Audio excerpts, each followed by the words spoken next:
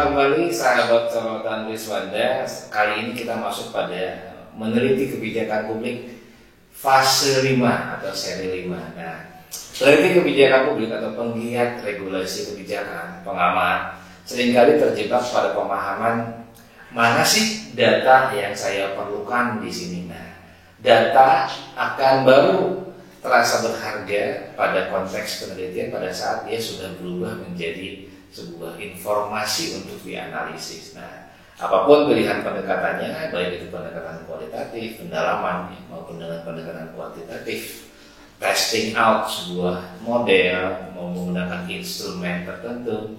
Tapi yang perlu diingat adalah, sekali lagi, pilihan data bergantung kepada ruang lingkup di mana kita akan berada saat meneliti. Nah, contoh, meneliti kebijakan publik seringkali diresahkan dengan pertanyaan, nah, kalau saya misalnya mengambil regulasi di pusat, apakah sebaiknya saya hanya berpatok pada dasar pusat, atau kemudian bila kemudian si penelitian ini beranjak pada kewilayahan daerah, kabupaten, kota, provinsi, mana yang harus saya jadikan basis data? Nah, ini kerisauan seperti ini bisa diatasi dengan tergantung daripada apa sebetulnya yang ingin kita dapatkan, luaran apa yang ingin kita hasilkan dari penelitian tersebut. Contoh, ada seorang peneliti yang ingin bicara soal RUU yang paling sedang hangat saat ini, yaitu misalnya RUU Kesejahteraan Ibu dan Anak. Tapi permasalahan ini kan masih dalam tahapan RUU ya. Itu dia. Dan ini katanya kan RUU pusat. Kita lihat dulu. Seringkali orang melupakan meninjau manuskrip kebijakan tadi, baik itu sudah berupa undang-undang maupun masih berupa rancangan di badan legislatif. Konten daripada kebijakan ini sendiri apa sih? Wilayah mana? Apakah ini berlaku secara nasional, berlaku hanya satu wilayah saja, atau mungkin lebih kecil lagi, berlaku hanya pada satu komunitas tertentu saja sebagai target group.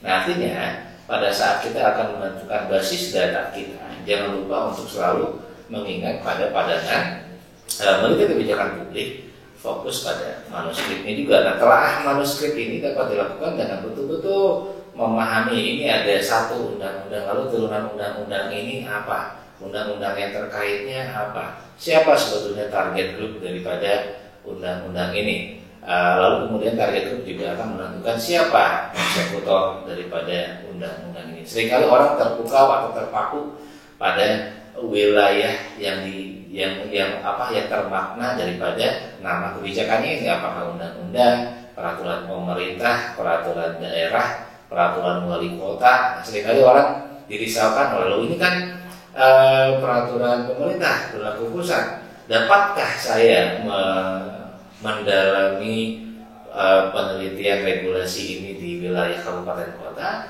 Jawabannya bisa saja ya, kalau memang ini diangkat menjadi sebuah studi kasus di wilayah tertentu. Kan pada dasarnya sebuah regulasi kebijakan tidak bisa berdiri sendiri. Dia akan berkait dengan regulasi kebijakan lain, terutama berkait dengan warna di mana eksekusi kebijakan dijalankan. Nah, pada fase 5 ini kita akan berbicara, lalu sebaiknya pendekatan mana yang saya harus pilih? Apakah kemudian padanan di antara keduanya? Apakah misalnya saya juga melakukan wawancara atau fokus group discussion, sekaligus saya juga membagikan instrumen.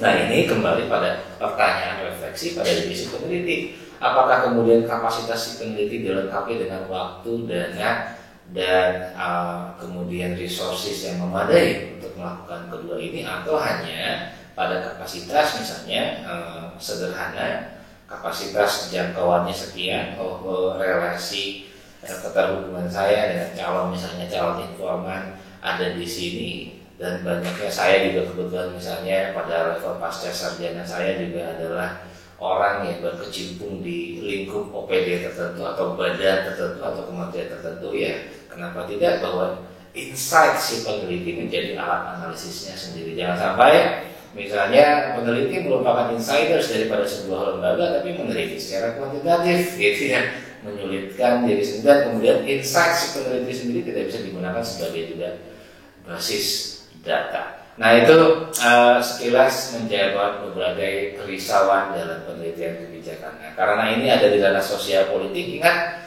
bahwa penelitian sosial ada pada kunci thick description pada saat menggunakan pendekatan kualitatif. Artinya penuangan narasi, menuangkan pikiran dalam topik bahasan, menafsirkan hasil wawancara dengan salah satu informan kunci, itu juga menjadi kuncian atau dapat menjadi salah satu kunci sukses keberhasilan seorang peneliti dalam hal menggapai apa yang tadi disebut sebagai thick description atau deskripsi tebal.